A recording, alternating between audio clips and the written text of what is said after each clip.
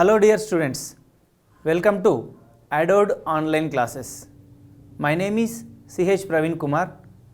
In this session, I am going to discuss about the topic which is in intermediate second year, that is reproductive system and reproductive health. Generally, this topic consists 10 marks, that is one 2 marks question and one 8 marks question. But sometimes they may ask one 4 marks question and one 8 marks question. Altogether 10 to 12 marks of weightage you will get in board examination both in Andhra Pradesh and Telangana. Let us discuss clearly about the previous examination questions in this session. Let us begin the first question. Here it is. What are the functions of Sertoli cells in seminiferous tubules and Leydig cells in human reproductive system? Right, this question was asked in 2015 Telangana. Here you have to write about Sertoli cells and also Leydig cells. Let us discuss where the Sertoli cells are present. You know, inside the testis there are plenty of tubules are there called seminiferous tubules. They are seminiferous tubules. Where you can find seminiferous tubules? Seminiferous tubules are present in the testis. Inside the seminiferous tubules, there are spermatogonia. Along with that, Sertoli cells are present. Along with spermatogonia, here you can see the large size cell. These are called Sertoli cells. So, what is the use of these Sertoli cells? These Sertoli cells gives nourishment to the sperms, which gives food and nutrition to the sperms. Nourishment to the sperms. Another important use is they secretes inhibin hormone. This inhibin hormone reduces the follicle stimulating hormones levels. Okay, dear students. So, like that, Sertoli cells which are present in seminiferous tubules, they are helpful for the nourishment to the sperms, and also it releases inhibin hormone which decreases the FSH level. At the same time, what about the Leydig cells? Let us see. Here, Leydig cells are present in the interstitial spaces between the seminiferous tubules. You know, this is seminiferous tubule. So, here in the seminiferous tubules, you can see these are the cells between the interstitial spaces. So, that is why these Leydig cells also called interstitial cells, because they are present in between the spaces of seminiferous tubules. They are very important because they secretes androgen. These androgens, the primary most important chief androgen is testosterone. You know, testosterone hormone is the most important male reproductive hormone. So, like that, Leydig cells and Sertoli cells both will help in human reproductive system, especially in males. Here is the next question. The question is, what is menstrual cycle? Which hormone regulates menstrual cycle? This question was asked in 2019 Andhra Pradesh. Here is the student. Generally, menstrual cycle. What is menstrual cycle? The reproductive cycle in the female primates. What type of animals are called primates? Man, monkey, ape. These are called primates. Generally, in these animals, every 28 to 29 day, that is approximately a month. So, every month there is a cyclic changes in the endometrium of uterus. So, these cyclic changes officially defined as the reproductive cycle in the female primates like monkeys, apes and humans. This is called menstrual. Mensum means here 1 month. So like that, cyclic changes in the uterine endometrium is called menstrual cycle. This cycle is regulated by luteinizing hormone, follicular stimulating hormone, estrogen and progesterone. Here the important point is like that, estrogen generally promotes menstrual cycle, but progesterone hormone inhibits menstrual cycle. Why? Because if the woman is pregnant, progesterone hormones level increases, that prevents menstrual cycle. So like that, estrogen hormone promotes menstrual cycle, progesterone hormone inhibits menstrual cycle. Here is the next question, that is, name the yellow mass of cells accumulated in the empty follicle after ovulation. Name the hormone secreted by it and what is its function. This is very important question. It was asked in 2016 Andhra Pradesh. So here is the students, let us see, this is ovary. Here in this ovary, you can see this is the cortex part. From this cortex part, especially matured follicle, that is called Graafian follicle. Okay, this Graafian follicle after ovulation, this is called empty follicle. Before that it was Graafian follicle, but now it is empty follicle after ovulation. This empty follicle is going to convert into yellow mass structure. This yellow mass structure is called corpus luteum. This corpus luteum is very important because this corpus luteum releases progesterone hormone. This progesterone hormone is also called pregnancy hormone, which maintains pregnancy, which continues pregnancy, which prevents ovulation and maintains the pregnancy, prevents abortion. So like that, what you have to write for this question, after ovulation, the empty follicle which converts into yellow mass, that is called corpus luteum.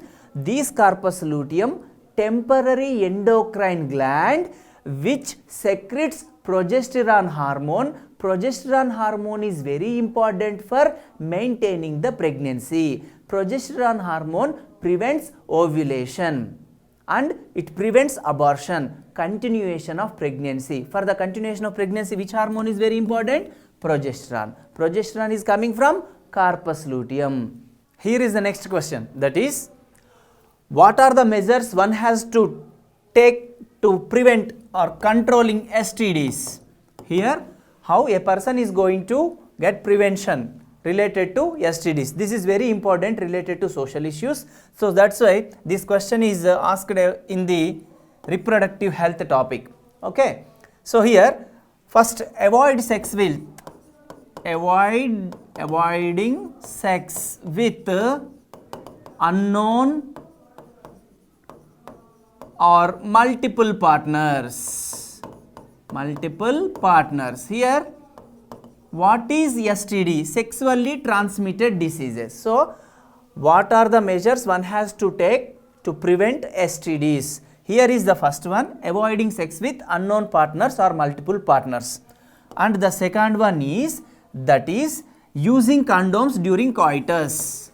Using condoms during coitus.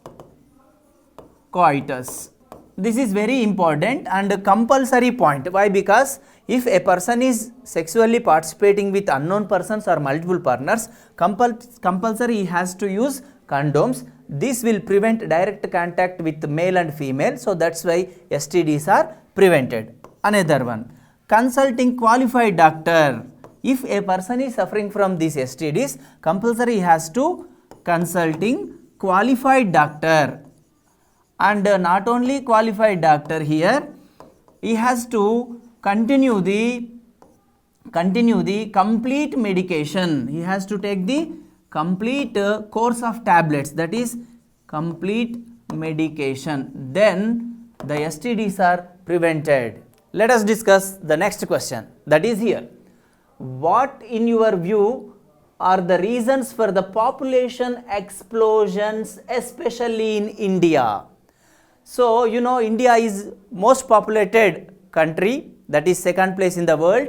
So, what is the reason behind the population explosion, especially in India? So, here the reasons are like this: illiteracy, another one is early marriage, and lack of awareness about small families. Illiteracy, early marriages, and lack of awareness about small families, these are the main reasons. That's why due to lack of awareness, due to early marriages, due to illiteracy, the population was exploded in India. But now it is in under control because government taken many precautions to control the population. Here is the next question from the topic reproductive health. It is true that MTP is not meant for population control. Then why did the government of India legalized MTP? What is MTP here? Medical termination of pregnancy, that is simply called abortion, removal of growing fetus from the uterus. So here it is legalized to prevent pregnancy due to failure of contraception or in case of rape cases, and if fetus is found with some genetical disorders, then MTP is given permission by the government.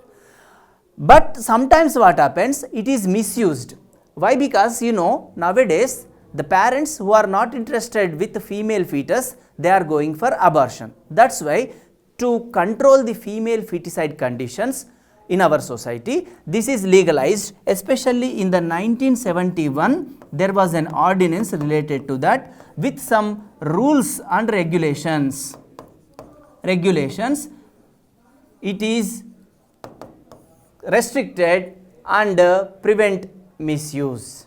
So that's why it is legalized. So what you have to write in the answer, it is legalized to prevent pregnancy due to failure of contraceptives used during coitus, or in case of rape cases, or in case of confirmed incurable genetic disorders. If the fetus is found incurable genetic disorders, then that fetus will be removed by taking the permission from government. Here is another question from reproductive health, that is, what is amniocentesis? Name any two disorders that can be detected by the amniocentesis. Okay, dear students, first what is amniocentesis we will discuss. Generally, in a pregnant woman, there is a fluid called amniotic fluid which is present around the developing fetus. So this amniotic fluid is collected with the help of a needle and syringe. This fluid is examined in the laboratory under the microscope to detect the genetic disorders. Okay, so let us see the definition here. Amniocentesis is a diagnostic process or procedure which is used to detect genetic defects. Why? Because they collected amniotic fluid. So in that fluid they examined the cells and genome and especially chromosomes of the unborn baby. This disorder that is used to detect chromosomal disorders or genetic disorders, that is like Down syndrome, Edwards syndrome and Turner's syndrome.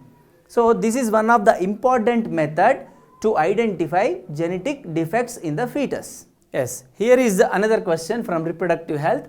Mention the advantages of lactational amenorrhea. Here, what is lactational amenorrhea? Generally, after giving birth in a mother, enormous production of milk we can observe due to the increasing level of prolactin hormone. This will prevent the ovulation.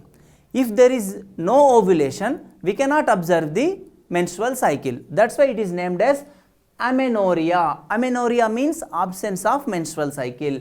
Here lactational means intense lactation we can observe after delivery, right? So this is the advantage of lactational amenorrhea, that prevents ovulation. Just now I told you that there is no ovulation, so automatically due to high prolactin levels, because of intense lactation, there is no chance of pregnancy because there is no ovulation. So that's why most of the couple, maximum up to 6 months, they can use this method as contraceptive for avoiding pregnancy.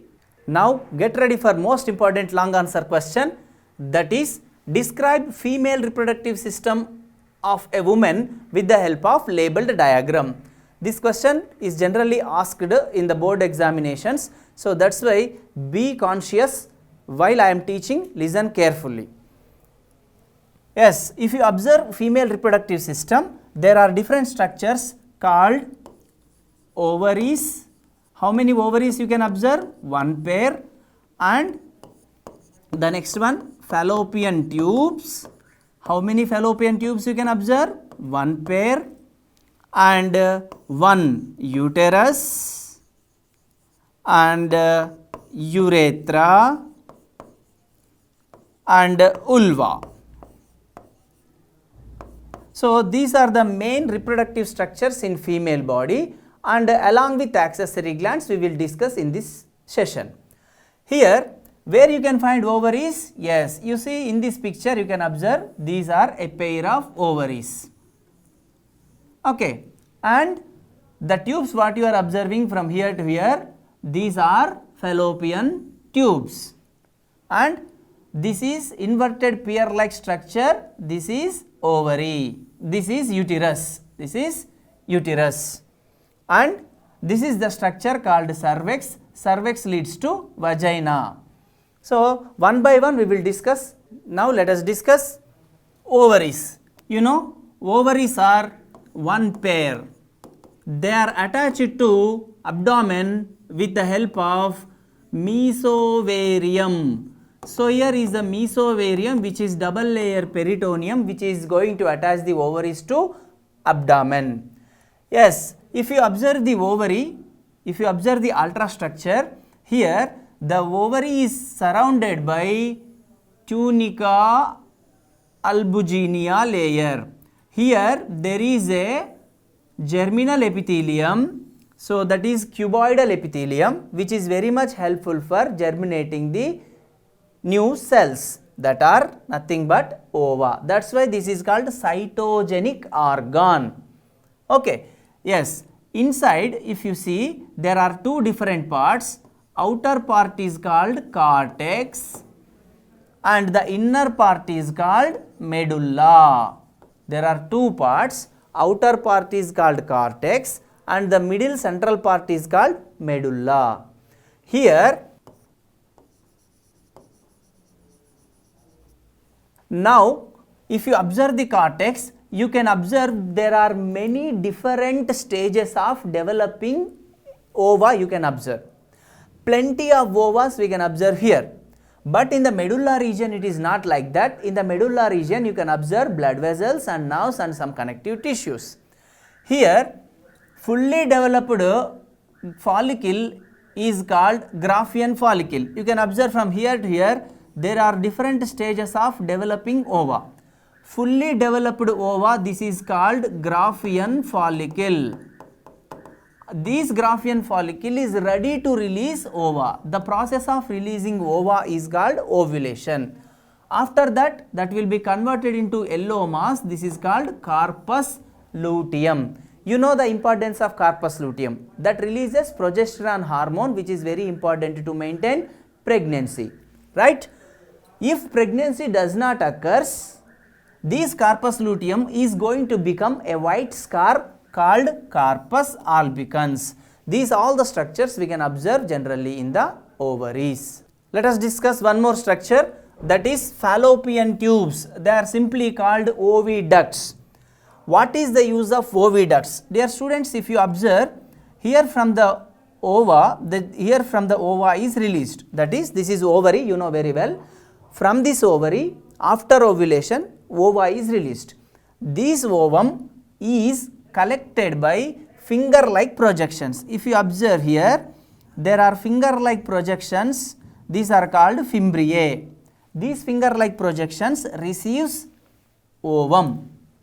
Okay, these finger-like projections which are in the funnel-shaped structure called infundibulum.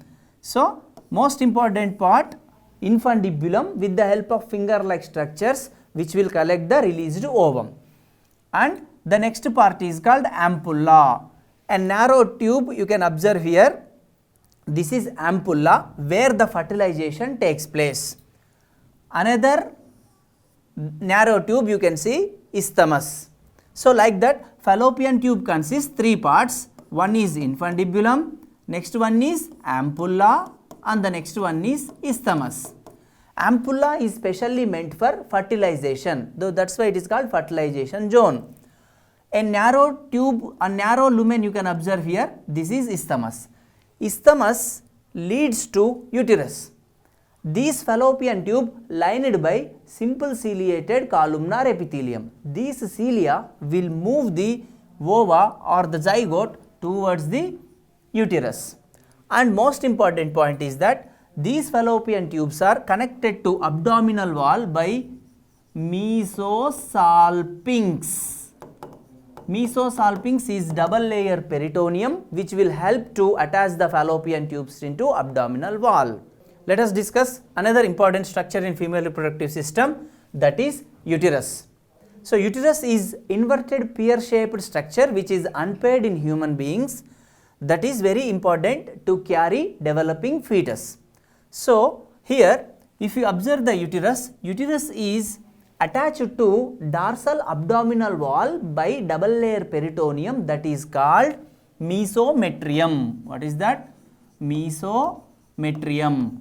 So with the help of mesometrium, the uterus is going to get attached to double layer peritoneum. Uterus is highly vascular structure and also it is extensible sac with smooth muscles. Here uterus is divided into, especially uterine wall is divided into three layers. Uterine wall is divided into three layers. One is, outer layer is called perimetrium. Outer layer of uterus is called perimetrium and the middle layer is called myometrium. Myometrium is middle layer, and the most important point is that here smooth muscles are present.